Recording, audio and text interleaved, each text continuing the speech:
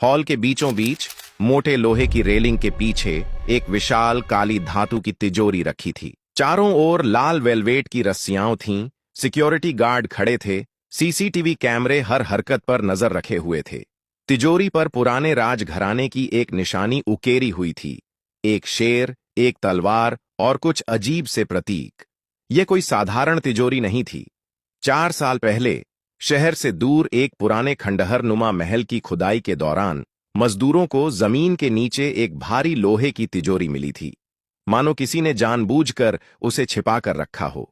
जब उसे क्रेन से बाहर निकाला गया तो उसका वजन देखकर सब हैरान रह गए।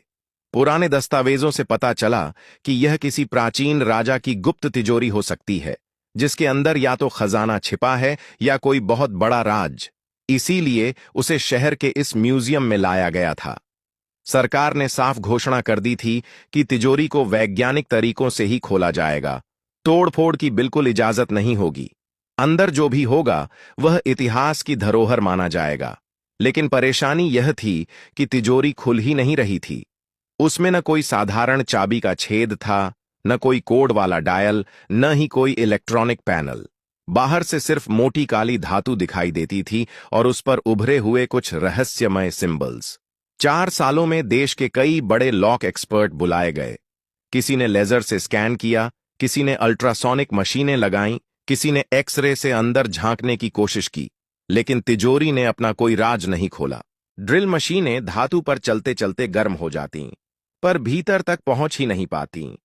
ऐसा लग रहा था मानो तिजोरी को बनाते समय यह सोचकर डिजाइन किया गया हो कि कोई भी आधुनिक तकनीक इसे तोड़ न सके। आखिरकार अमेरिका की एक बड़ी सिक्योरिटी टेक कंपनी से एक स्पेशल टेक्नीशियन बुलाया गया। म्यूजियम की दीवारों पर लगे पोस्टरों में लिखा था, दुनिया की सबसे जटिल तिजोरियां खोलने वाला विशेषज्ञ। वह टेक्नीशियन मीडिया की मौजूदगी में आया।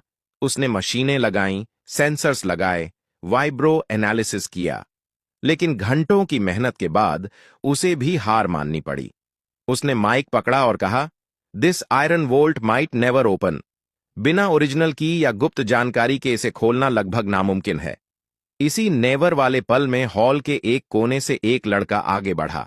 उसका नाम था आर्यन। वह म्यूजियम का कर्मचारी नहीं था, न ही किसी विजिटर के साथ आया था। वह तो म्यूजियम में रात की सफाई करने वाले कर्मचारी मोहन का बेटा था।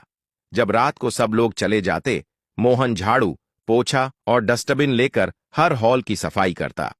कई बार देर हो जाती तो आर्यन भी उसके साथ आ जाता, क्योंकि घर पर अकेला रहना उसे अच्छा नहीं